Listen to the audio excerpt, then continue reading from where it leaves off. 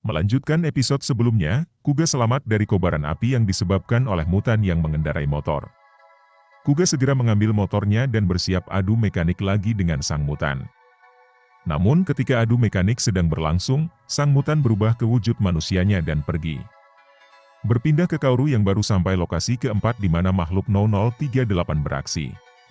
Di sana ia melihat orang memainkan piano dan curiga akan suatu hal, tapi ia teralihkan ketika anak buahnya memanggil untuk memeriksa korban. Para detektif lain merasa aneh karena mutan 038 tidak mengalahkan semua orang di kolam renang. Melainkan hanya 16 orang di kolam Dolphin, 24 orang di kolam Texas, 16 orang dari Misusawa, dan 2 orang di kolam Raj Hotel. Tentu ini pola yang menyulitkan bagi Kaoru dan kepolisian. Berpindah ke warungnya Pak Ujang di mana Nana juga melihat berita tentang penyerangan mutan di kolam renang tempat mereka bermain tadi.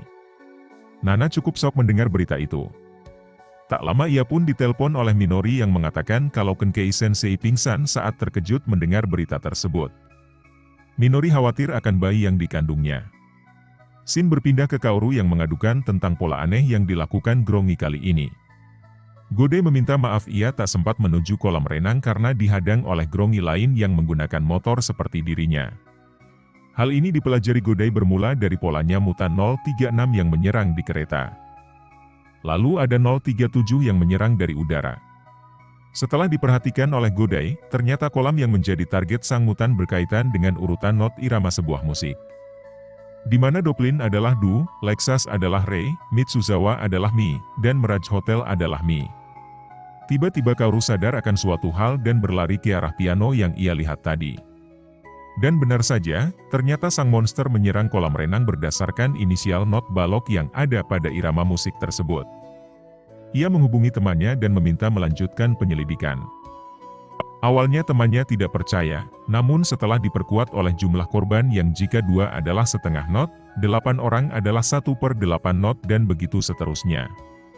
Kaoru mencoba memainkan nada lagu dari piano untuk mencari lokasi selanjutnya. Ia mendapatkan not sol sebagai lanjutan dari lagu. Maka ia prediksi target sang mutan selanjutnya adalah kolam yang berawalan sol. Meski sulit dipercaya oleh anak buahnya, Kaoru lagi-lagi membuktikan pola dengan mengatakan 037 juga menyerang di stasiun berdasarkan huruf awal dari stasiun yang menjadi targetnya. Berpindah ke Jin yang memberikan sebuah buku puzzle pada Mulyani, Jin mengatakan kalau ia harus menghabiskan waktu bersama anaknya untuk menyusun puzzle tersebut. Mulyani pun langsung terdiam. Berpindah ke Godai dan Kaoru yang sedang menuju kolam yang dimaksud. Kaoru memerintahkan pada pihak kepolisian agar menutup nama kolam renang maupun pantai yang berawalan sol. Pengejaran pun terus dilakukan. Namun makhluk nomor 038 sudah mencapai pantai dan sudah menentukan targetnya. Ia terus berjalan ke tengah pantai dan menghilang. Terlihat beberapa warga yang tidak mendengarkan berita masih asyik bermain di pinggiran pantai. Tak lama salah seorang dari mereka menghilang dan mengapung dalam keadaan pingsan. Teman-temannya pun panik bersamaan dengan munculnya makhluk 0038 yang sudah siap dengan wujud mutannya. Sang mutan mulai menyerang, namun dengan tepat waktu Kaoru dan Godai datang. Kaoru mengamankan pengunjung, sementara Godai berubah ke wujud kuga biru. Ia langsung mengambil tongkat dan bertempur dengan sang mutan yang menggunakan cambuk. Pertempuran pun terjadi antara kuga dan sang mutan, dan yang uniknya sang mutan juga mengayunkan cambuknya berdasarkan not dari irama musik yang biasa ia nyanyikan. Hal ini juga cukup menyulitkan Kuga saat bertempur karena tidak tahu pergerakannya. Meskipun Godai seorang drummer, tapi ia tetap tidak bisa membaca not pada musik. Sampai tongkatnya pun terlempar. Pertempuran pun sampai ke pantai dan Kuga mendapatkan tongkatnya kembali. Bertepatan dengan sengatan listrik pada tubuhnya dan mengubah Kuga menjadi kuga biru yang dilapisi emas di pinggirannya. Senjatanya juga upgrade dan tentu memiliki damage yang besar. Buat yang belum tahu, semua varian Kuga memiliki upgrade kekuatan dengan armornya yang dilapisi emas pada pinggiran. Di mana bentuk ini disebutnya Rising Form. Jika ia berwarna merah, maka disebutnya Rising Maikti Form, biru Rising Dragon Form, hijau Rising Pegasus Form, ungu Rising Titan Form. Sampai episode ini diketahui sudah ada 8 form dari perubahan Kuga. Kembali ke pertempuran seperti yang dapat Anda tebak. Kuga dengan wujud Rising Dragon Form dapat mengalahkan mutan 038 dengan mudah dan monster itu terkalahkan di tengah laut. Dari kejauhan terdapat dua Grongi yang memperhatikannya. Esok harinya, Shin berpindah ke Sakurako yang sudah mulai bekerja kembali. Tak lama Jin datang dan membawa Mika bersamanya. Mika penasaran dengan sisa serpihan Gouram dan ingin melihat semua bagian utuhnya. Berpindah ke tempat Mulyani, di mana ia terus didesak oleh atasannya agar membuat senjata yang lebih canggih dan mengupgrade Gouram. Sekarang keberadaan makhluk 04 atau Kuga sudah cukup terkenal di seluruh masyarakat. Jadi ia diminta untuk menyelesaikan senjata baru untuk Kuga.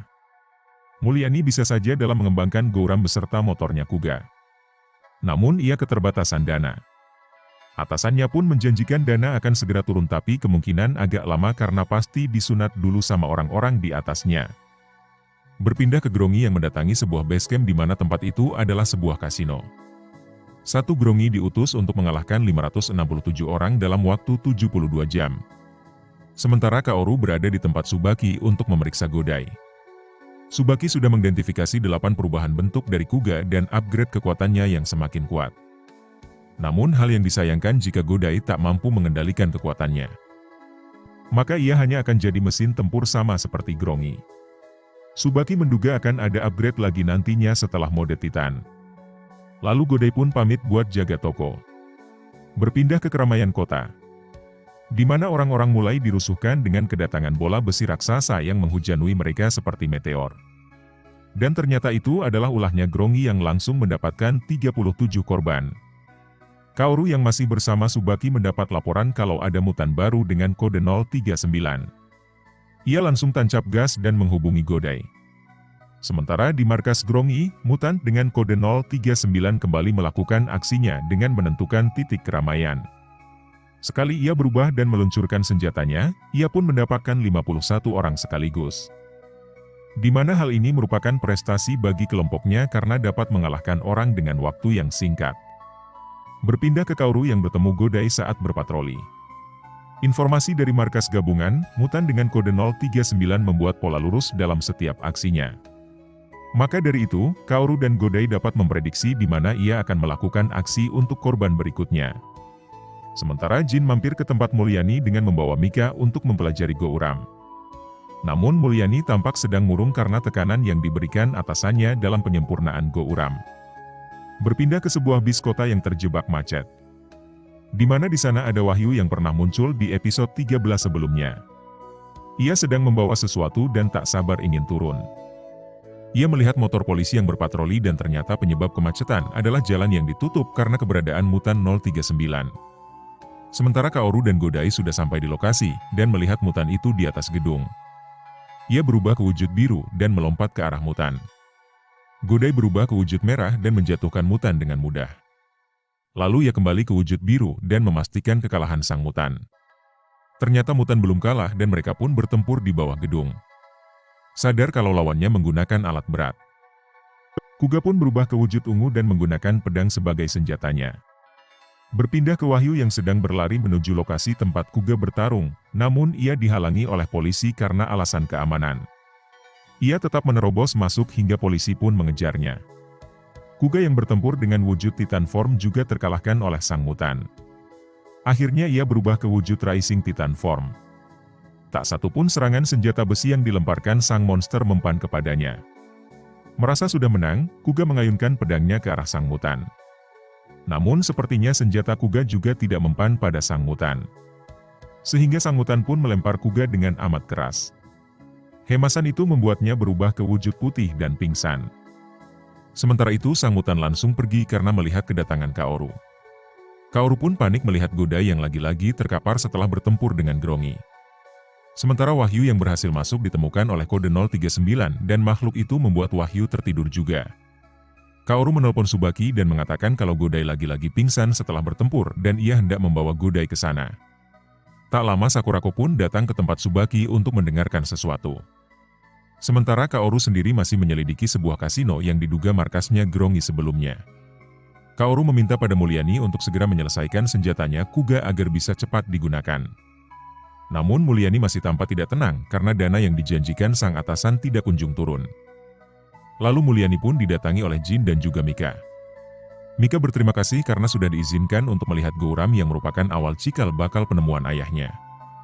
Mika pun senang ternyata Mulyani seorang yang baik, cerdas, muda dan cantik seperti yang tertulis di surat yang dikirim oleh Jin. Sejenak Mulyani terdiam dan menoleh ke arah Jin yang salah tingkah. Shin berpindah ke tempat Tsubaki yang masih bersama Sakurako. Godai terlihat sangat lemah namun masih bernapas. Tsubaki menceritakan kejujuran kalau sel-sel dari sabuk yang ada dalam tubuh Godai sudah berkembang dengan sangat cepat hampir ke seluruh tubuhnya.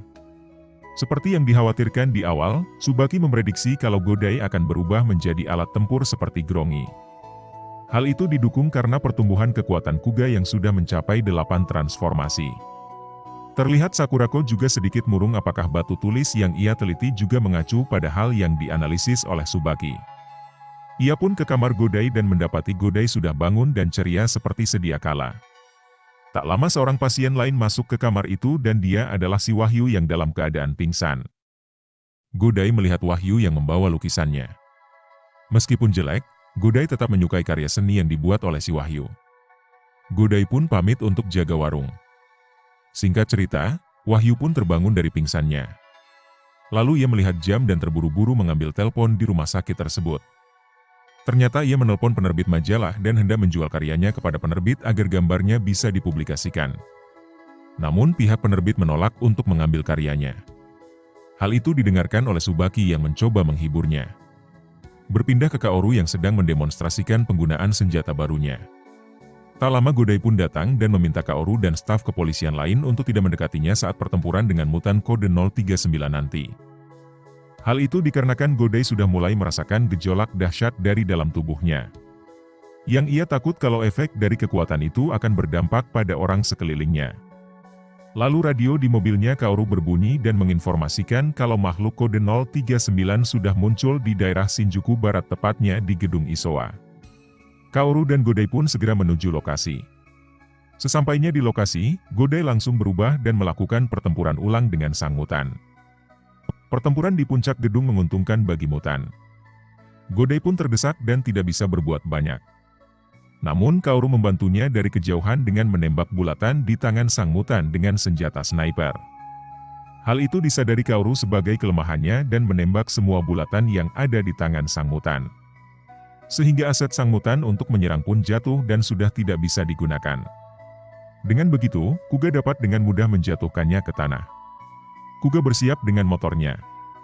Ia memanggil Gouram dan bersiap menyerang mutan kode 039 yang sudah hampir kalah. Lalu ia pun menarik gas motor sehingga sang mutan pun terbawa jauh hingga sampai di sebuah gudang. Kuga berniat mengakhiri pertempuran di sana. Namun sang mutan tampaknya masih terlalu kuat. Godai menyadari hal ini dan merencanakan serangan dahsyatnya. Akhirnya seperti yang dapat Anda tebak. Kuga pun mengeluarkan jurus tendangan Cristiano Ronaldo dan mengalahkan sang mutan. Efek dari ledakan membuat di sekitar tempat itu meledak yang belum diketahui adanya korban atau tidak karena film pun bersambung. Sampai jumpa di episode berikutnya.